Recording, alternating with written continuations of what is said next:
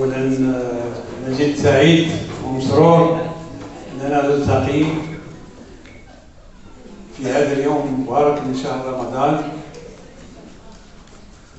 وفي هذا المكان الذي يوجد في عمق بنمسيك التي أفتخر بانتمائي لها كما تفتخرون أنتم بانتمائكم.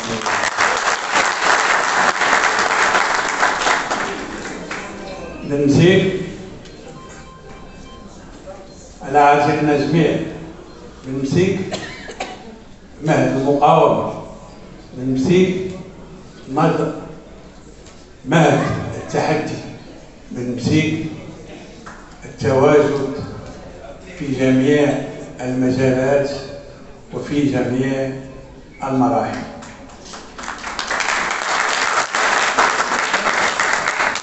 شباب بنمسيك، ملي كنقول بنمسيك راه كندوي على العمالة، لأن عمالة بنمسيك.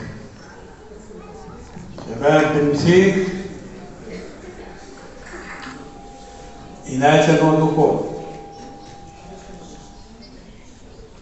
المرأة الدستورية في عمالة بنمسيك. تحية لكم من القلب إلى القلب.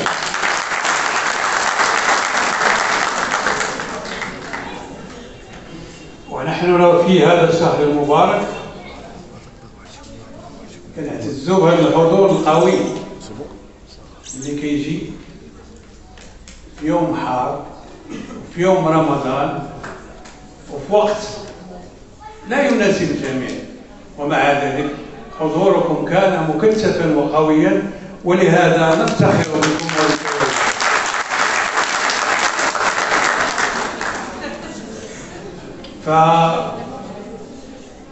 على عاتقكم شباب الدستوري والمرأة الدستورية، عاتقكم واحد الرسالة كبيرة.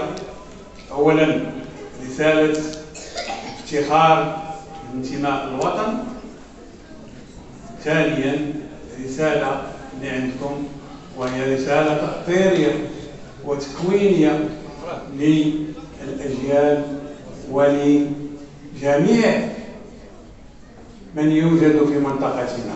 هذه المنطقة ديال بنمسيك اللي كنعتز بها، لماذا؟ أولا أنا ولد بنمسيك زاديت فيها واحد، ملي تنقول بنمسيك راه زاديت في بنمسيك وسكنت في سباتة وبقى قاعد نضرب بنمسيك، وكان بنمسيك سباتة. جوج، أنا أحد شهداء الوطن اللي تبلات أرض هذا الوطن بالدماء ديالو، ونفتخر بأنني ابن شهيد من منطقة بنمسيك.